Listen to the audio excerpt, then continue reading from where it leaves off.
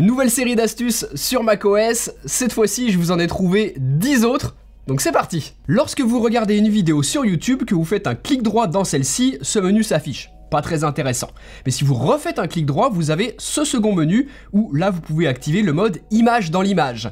Là, la vidéo va se minimiser dans un des coins de votre écran, vous pouvez aller sur une autre fenêtre de votre navigateur, faire autre chose pendant que la vidéo continue d'être jouée. Vous pouvez aussi, en prenant un bord, redimensionner la taille de cette vidéo, donc vous pouvez la mettre toute petite si vous voulez que ça ne gêne pas le reste du contenu affiché à l'écran. Et en appuyant ici, vous remettez la vidéo dans le lecteur principal de YouTube. Donc voilà comment ça fonctionne. Un double clic droit vous affiche ce menu Picture in Picture qui peut être très intéressant. Là, je vous l'ai montré sur Safari parce que moi, c'est le navigateur que j'utilise le plus, mais si vous êtes sur un autre comme Google Chrome par exemple, ça fonctionne aussi, c'est exactement pareil. Depuis macOS 26, Apple nous laisse la possibilité de personnaliser les dossiers, donc ils se trouvent sur le bureau ou n'importe où dans l'arborescence de votre Mac. Un clic droit dessus vous donne l'option « Personnaliser le dossier ». Là, vous avez plusieurs possibilités. Premièrement, changer la couleur du dossier. Par exemple, je peux le mettre en rouge, en vert ou en jaune si je le souhaite, sachant que ce seront les couleurs des étiquettes de macOS. Ce qui fait que vous pouvez ajouter d'autres couleurs si vous le souhaitez. Vous pouvez aussi mettre un emoji au centre du dossier, ce qui peut vous permettre de le différencier facilement d'un autre. Ou alors vous sélectionnez une image parmi les pictogrammes de macOS. Là, mon dossier série est en jaune avec une image d'écran par-dessus. Ce second dossier, si je veux, je lui mets une autre couleur, par exemple du rouge. Donc voilà, vous pouvez faire ça pour chacun de vos dossiers, sachant qu'à tout moment, vous pouvez remettre bien évidemment la couleur bleue par défaut. Ensuite, vous pouvez aller dans le menu Apparence de macOS et là, changer la couleur de tous les dossiers de votre Mac. Si vous ne voulez pas la couleur bleue, que vous préférez par exemple du violet, eh bien, vous voyez que c'est possible, ça change la couleur de tous mes dossiers existants et également la couleur de tous les futurs dossiers que je vais créer. Donc ça peut être possible, voilà, vous pouvez le faire si vous n'aimez pas la couleur bleue par défaut. Ensuite, autre chose que je peux vous montrer, ça existe sur les anciennes versions de macOS également, si vous allez ici sur Lire les informations, ça vous affiche cette petite fenêtre dans laquelle vous allez pouvoir changer l'image du dossier par une autre. Donc là, j'ai une image au format PNG, je la glisse ici sur l'illustration, et hop, ça change l'icône de mon dossier par cette photo. Je n'ai plus le petit porte-document image par défaut du dossier. Donc ensuite, ça fonctionne exactement comme un dossier classique. Vous pouvez toujours mettre des choses à l'intérieur, c'est juste que son image de base a changé. Et à tout moment, vous appuyez sur la touche Delete du clavier pour revenir à l'illustration de base.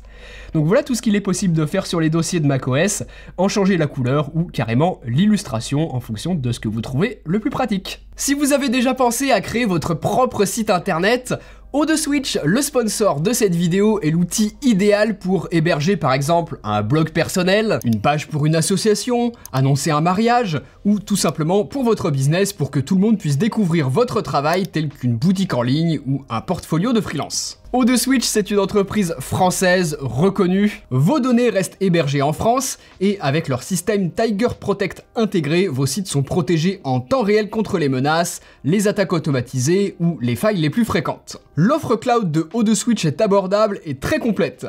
Le nom de domaine est inclus, le stockage est très rapide et illimité, des sauvegardes automatiques sont effectuées chaque jour et vous bénéficiez même de 250 Go d'espace Nextcloud Premium pour gérer votre propre cloud privé. Le tarif est déjà très compétitif et avec mon code Steven10, vous avez 10% de réduction supplémentaire, donc si vous avez envie de vous lancer, eh bien le lien est juste en dessous en description de vidéo. Si vous utilisez un autre appareil Apple en plus de votre Mac, vous savez que AirDrop, pour s'échanger facilement des fichiers entre l'un et l'autre, c'est génial. Par contre, c'est pas infaillible. Déjà, ça peut prendre très longtemps en fonction de la taille du fichier que vous envoyez ou alors du fichier que vous recevez. Ici, là, je reçois une vidéo filmée avec mon iPhone. C'est une vidéo qui fait une trentaine de secondes environ, mais qui pèse plusieurs gigas et ça met une éternité à se transférer sur mon Mac en sans fil avec AirDrop. Vous voyez la barre de progression qui avance très lentement. Et en plus, j'aurai de la chance si ça n'échoue pas en plein milieu, c'est quelque chose qui arrive avec AirDrop. Donc dans le cas où vous avez à transférer de gros fichiers, eh bien je vous conseille de brancher avec un câble votre iPhone ou votre iPad. Alors c'est sûr que c'est un petit peu plus contraignant que d'utiliser le totalement sans fil de AirDrop, mais ça reste quand même pratique. Ça utilise toujours AirDrop, mais ça profite de la plus grande vitesse de la connexion filaire. Et vous le voyez avec ma barre de progression, ça n'a absolument rien à voir, ça va super vite. Là, je récupère ce très gros fichier en quelques secondes, alors que ça m'aurait pris plusieurs minutes, normalement, en totalement sans fil avec AirDrop. Donc utilisez ça pour vos plus gros fichiers. Maintenant, si vous emmenez souvent votre Mac en cours ou dans des réunions de travail avec des présentations, je vous conseille d'utiliser l'application Loop nativement installée sur votre Mac. Par défaut, elle vous donne la vue de la webcam intégrée du Mac, mais si vous allez ici dans le menu caméra, vous voyez que vous pouvez sélectionner la caméra de votre iPhone, à condition qu'il soit connecté au même compte iCloud que votre Mac. À ce moment-là, vous voyez ce que filme votre iPhone. Et je trouve que ça peut être très intéressant en réunion ou en cours si vous avez beaucoup de choses que vous n'avez pas envie de recopier, mais plutôt le prendre en photo et l'avoir directement sur le Mac. Ou encore si vous avez un schéma, ça peut être très intéressant de le prendre en photo. Et ici, vous pouvez même zoomer. Ça s'appelle pas l'application Loop pour rien, à la base c'était quand même plutôt fait pour ça. Donc vous pouvez zoomer précisément sur ce que vous voulez, appuyer sur ce bouton ici et prendre une capture de ce que voyait la caméra de votre iPhone. Ici ça me permet de conserver mon schéma et ensuite je peux revenir à la vue en direct de ce que filme l'iPhone. Ça vous évite de prendre la photo avec votre iPhone puis ensuite la transférer vers votre Mac. Là, vous faites tout directement à partir du Mac. Si vous avez besoin d'inclure cette photo dans un document, dans une prise de notes par exemple, c'est quand même beaucoup plus simple, je trouve. Ensuite, alors moi ça me rend fou et je suis certain que vous aussi ça vous a souvent énervé. Lorsque vous copiez du texte et que vous allez le coller dans un autre document, ça conserve la mise en page. Et ça, c'est catastrophique, puisque y a rien qui va, hein. Les polices sont différentes de mon document, les tailles de police sont même différentes en fonction des paragraphes, les liens hypertextes sont conservés, il y a des mots de différentes couleurs, bref. Ça m'oblige à aller tout modifier individuellement, et lorsque je fais des modifications, ça casse tout, je suis obligé de retourner modifier les paramètres.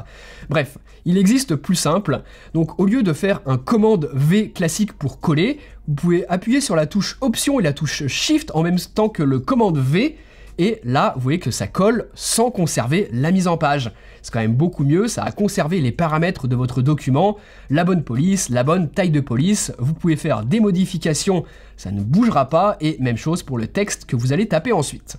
Donc deux possibilités, un commande V classique va vous coller la mise en page du texte que vous aviez copié, et un option Shift commande V empêche le coller de la mise en page. Alors ok, la gymnastique avec les doigts sur le clavier et ces 4 touches est pas forcément évidente, mais je trouve que c'est quand même un raccourci important à connaître. Avec macOS 26 et son Liquid Glass, Apple a changé beaucoup de choses dans l'interface de macOS, et notamment la barre des menus qui est à présent transparente.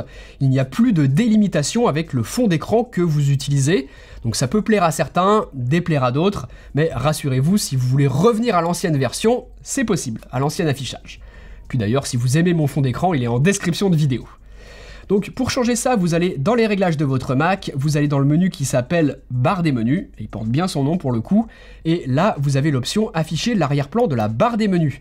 Si vous cochez ça, vous avez à nouveau la délimitation de la barre des menus et du fond d'écran avec son arrière-plan qui est affiché justement. Vous voyez que c'est un petit peu plus sombre dans ma barre des menus ici, c'est peut-être pas le fond d'écran le plus flagrant pour remarquer ça.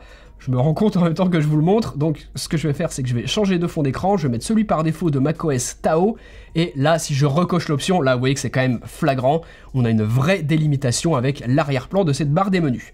Donc soit vous aimez le nouveau système d'affichage de macOS 26, soit vous remettez l'ancien, c'est possible. Sur mon écran de verrouillage et de veille, vous voyez que j'ai modifié l'apparence de l'horloge, et ça fait partie des nouvelles possibilités de personnalisation de macOS 26. Pour faire ça, c'est très simple, vous allez dans les réglages de votre Mac, cette fois-ci c'est la section fond d'écran qui nous intéresse, où là vous avez apparence de l'horloge.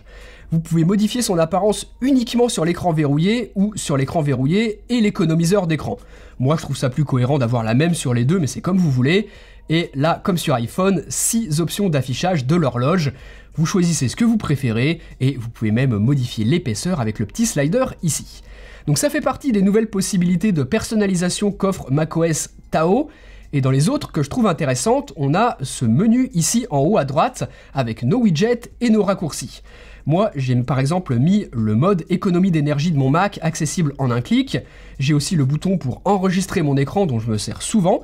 Donc vous pouvez appuyer ici sur modifier les commandes et personnaliser ça à votre guise. Vous enlevez ce qui ne vous intéresse pas, vous rajoutez ce qui vous intéresse. Par exemple, une prise de notes rapide, ça peut être intéressant plutôt que le mémo vocal qui, moi, me sert assez peu sur mon Mac. Voilà comment ça fonctionne, vous personnalisez ça, vous pouvez même changer la taille des widgets. Ici, la musique, si je la veux un petit peu plus fine, plus discrète, c'est possible.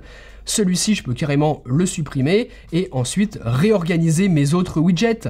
Le mode de concentration, si je le veux en petit, c'est possible, comme les autres en dessous ou moyen par défaut. Vraiment, c'est vous qui voyez. Apple nous a donné quand même pas mal de liberté sur ce qu'il est possible de faire dans ce menu. Vous n'êtes même pas obligé de coller les icônes les unes aux autres. Là, vous voyez que je peux faire quelque chose d'un petit peu différent.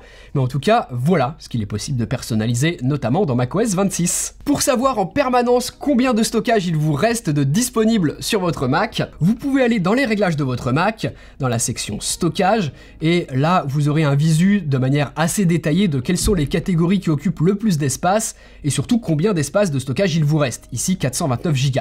Donc ça peut être un peu contraignant de devoir aller dans ce sous-menu à chaque fois, et moi ce que je vous conseille plutôt de faire, c'est d'ouvrir une fenêtre Finder, d'aller sur l'onglet Présentation et là d'appuyer sur Afficher la barre d'état.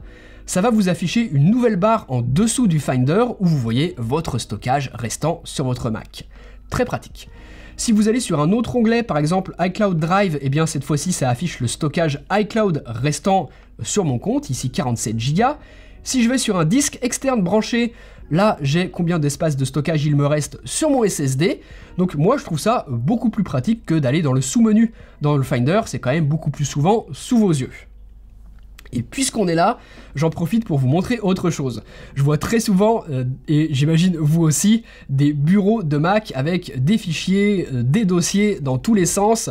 Rien n'est aligné, c'est un gros bordel. Il y en a parfois même certains qui sont empilés les uns sur les autres. Donc, si ça vous énerve, il existe une solution pour réorganiser ça beaucoup plus facilement. Donc vous faites un clic droit sur votre Mac, dans un espace libre sur le fond d'écran, ici par exemple, et là, vous allez sélectionner « Afficher les options de présentation ». Là, vous allez pouvoir, dans cette fenêtre, cocher l'option ici « Trier par » qui par défaut est à aucun. Vous mettez « Aligner » sur la grille. Là, ça va vous afficher une grille virtuelle sur votre bureau, et sur laquelle vous allez pouvoir positionner vos dossiers et vos fichiers. Vous voyez que si je ne suis pas pile dessus, le fichier se déplace automatiquement pour que tout soit parfaitement aligné. Et vous pouvez faire ça évidemment pour tout ce qui va se trouver sur votre bureau, peu importe le type de document. Je crois que ça fonctionne comme ça de base sur Windows, donc si vous venez de Windows par exemple et que vous voulez retrouver cette logique, c'est possible de le faire en cochant cette option sur macOS. Et enfin, macOS 26 Tao a inclus une nouvelle fonctionnalité pour laquelle jusqu'à présent, si on voulait en profiter, il fallait une application dédiée pour ça. Tout ce que vous allez copier sur votre Mac ne sera plus forcément écrasé par une nouvelle copie. Là par exemple, je copie ce paragraphe, si ensuite je copie ce lien hypertexte, habituellement, il était remplacé dans le presse-papier et ce que j'avais copié auparavant était perdu. Ce n'est plus le cas avec macOS 26. Je vous montre un troisième exemple avec une image que je peux aussi copier pour vraiment vous montrer que ça fonctionne avec tout. Maintenant, si je vais dans le Spotlight, tout à droite ici, j'ai l'option presse-papier. Je retrouve à l'intérieur toutes les précédentes copies que j'ai faites. Donc ça peut être très intéressant pour une fois que vous êtes dans un document, vous affichez ce menu, vous allez cliquer sur quelque chose que vous avez précédemment copié, ça le met en mémoire dans le presse-papier et vous pouvez le coller. Donc ça vous permet de retrouver d'anciennes copies que vous avez faites. Vous n'avez pas uniquement accès à la copie la plus récente et qui se trouve dans le presse-papier. Vous allez pouvoir retrouver d'anciennes copies ici et vraiment tout ce que vous avez copié se trouve ici. Là, je vous l'ai montré avec différentes images, liens, paragraphes, ça fonctionne. Ça va rester stocké ici pendant 8 heures, donc c'est pas mal, mais ça reste quand même assez sommaire comme intégration, surtout que vous n'avez par exemple pas la possibilité d'exclure des mots de passe que vous auriez par exemple copiés depuis un gestionnaire de mots de passe. Là, ils vont quand même se retrouver ici. Donc il existe bien mieux pour gérer son presse-papier sur macOS, et cette application en question, elle est gratuite, je vous en ai parlé dans cette vidéo, avec plein d'autres très utiles également, donc allez voir ça. Salut!